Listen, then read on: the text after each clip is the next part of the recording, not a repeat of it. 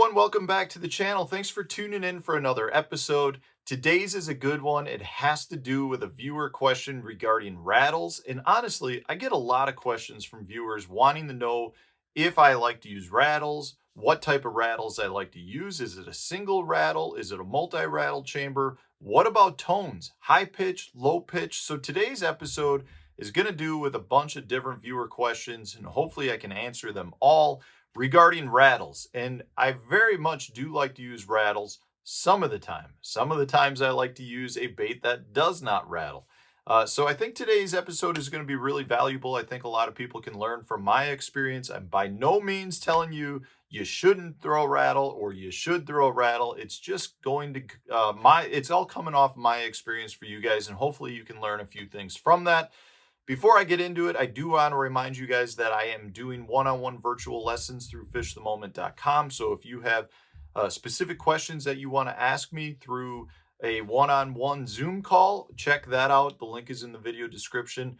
Also, if you want to support the channel, you can use my Tackle Warehouse affiliate link. The link's in the description as well. And don't forget, I do lake breakdowns through Fish the Moment as well. So if you want a little bit of help on your local lakes, go check those out. I've done well over 100 lake breakdowns at this point. We do 40 waypoints I provide for a lot of different techniques, a lot of different patterns for many different areas of each lake based on the season. So check that out if you want a little bit of help as well. And I think most of you guys out there probably fish lakes where rattles can help you.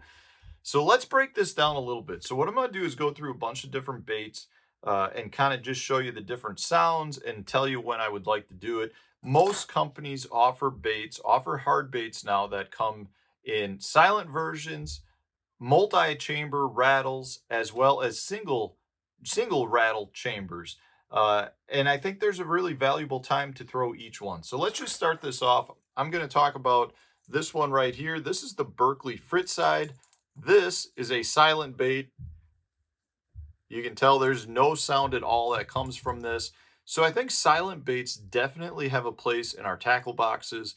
A couple of the most obvious times to use a silent bait is when you're on a heavily pressured body of water. It seems like a lot of times the fish can get accustomed to sounds and pitches of baits. So for example, if you're happen to be on Lake Gunnersville, Lake Gunnersville is known as being a rattle trap lake, especially in the spring. I think a lot of those locals will tell you that there's times they like to go to a silent, lipless crankbait because the fish get so accustomed to hearing those loud, brash rattles coming through the grass beds that they actually can turn off from that. So if you throw a silent crankbait, that can be a really good way to generate strikes. I also really like throwing a silent bait in the spring period and in clear water. So the colder the water, generally I'd like to go with quiet baits. It seems like the fish react a little bit to them better.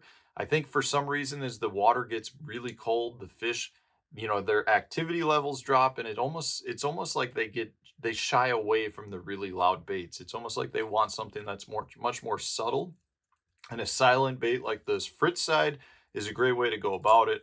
And generally speaking, in clear water, the fish don't need any help finding your bait. So if you're fishing a really clear water fishery and they hear your bait coming, they get the vibration from it, it seems like they can shy away from that, versus if you can sneak up on them with a bait that doesn't make any sound, they react better to that, and therefore you get better reaction strikes. So I definitely have a place in my arsenal for a quiet, non-rattling bait. Now you can move up from that and you can go to a single rattle chamber.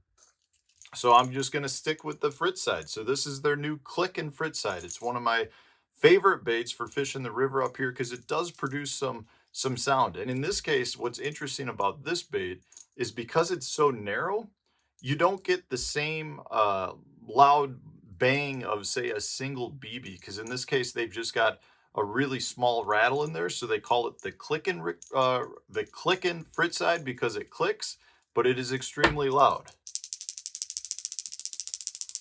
So there's one single rattle in there that is going back and forth and creating that high-pitched sound.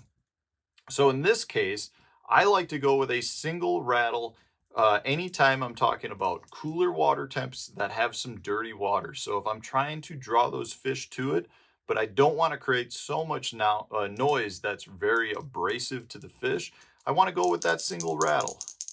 It allows them a little bit more ability to locate my bait in that dirty water and therefore creates a good reaction strike.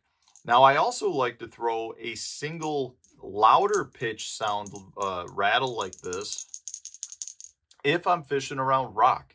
You know, I think at this point we've found through a lot of the science that's been done on this that those high pitch sound more like crayfish. It's more of a sound that crayfish makes. So, for example, if you have a hydro wave and you put it on a crayfish sitting, you get a much more high pitch single rattle sound because it's like the single rocks that are being moved around by the crayfish.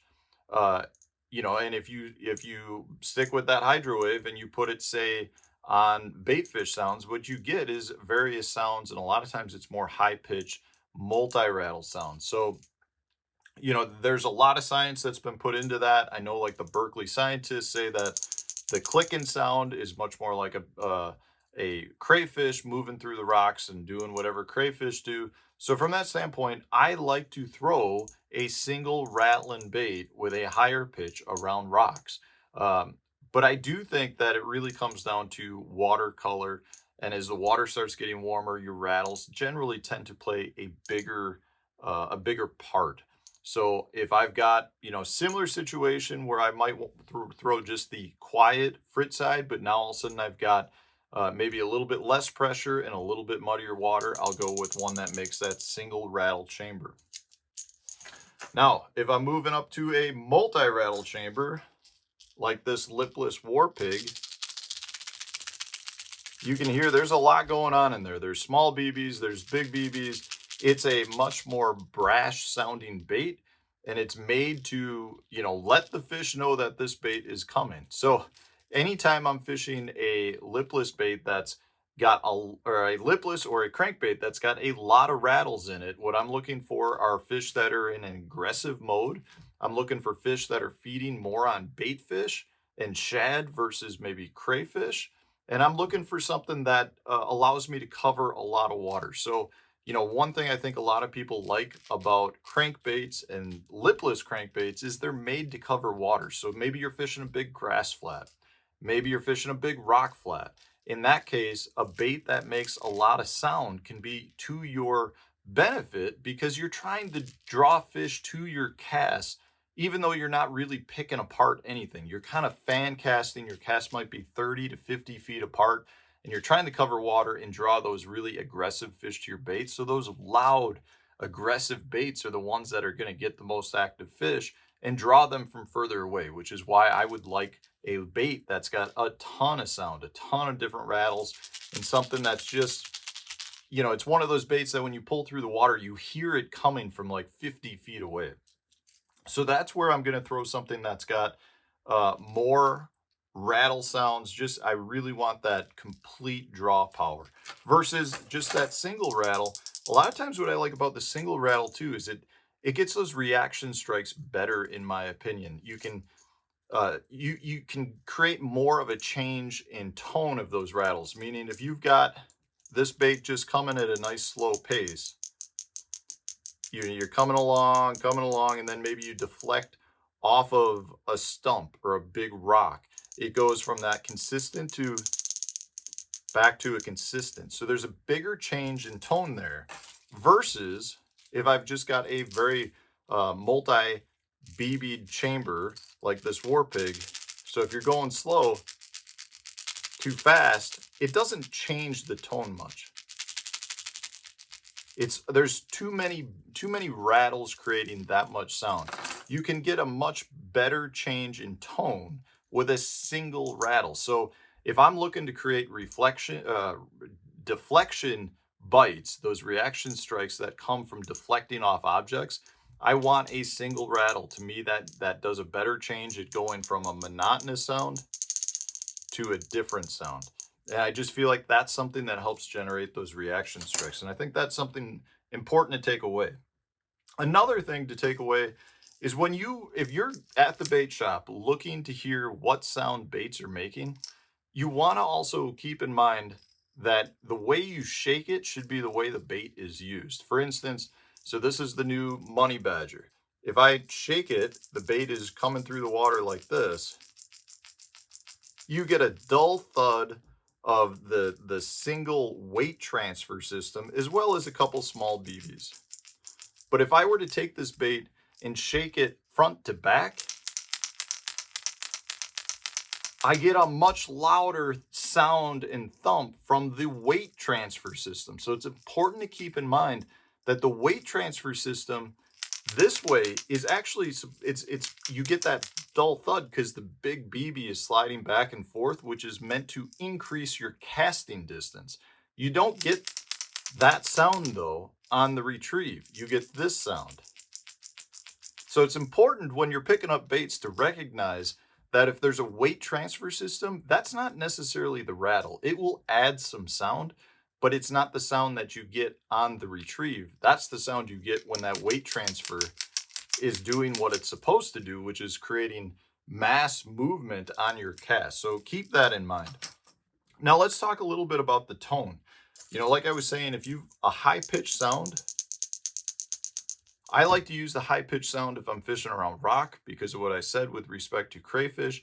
I also prefer a little bit more of a high-pitched sound when I'm fishing like open water because a lot of times if you get big schools of bait fish, they create more of a high-pitched sound than a low-pitched sound. So if I'm fishing big open water or schoolers, a high-pitched sound, in my opinion, is better. If I'm fishing around rock, I also prefer that high-pitched sound. Now, if I'm going with something with a low-pitched sound, so this is a Berkeley Dredger crankbait. It's got more of that single big ball bearing in it. You get a much lower pitch sound. I like the lower pitch sound anytime I'm fishing more around wood and grass. And I think a lot of that has to do with the wood and grass absorbs the sound, which creates more of a dull sound. You don't get the echo, right? So I want that lower pitch sound because I think it sounds more natural. It sounds more of, you know, what a wood and grass kind of, not that they create a sound, but if you took two pieces of wood and hit them together, you get a duller thump. So it sounds more natural to the environment is, I guess, how I would say it.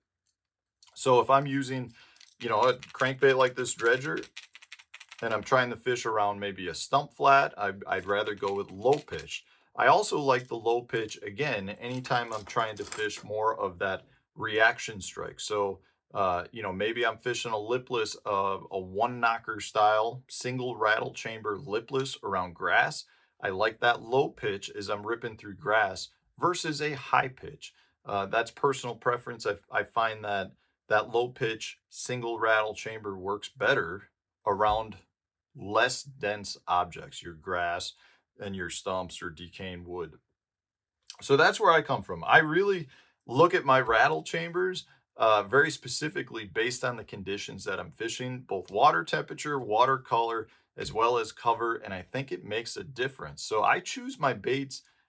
I generally don't choose the bait based on the bait itself. I like to choose the bait that has the right rattle to fit the conditions that I'm fishing. And therefore, I think it's important to recognize that rattles are not all the same.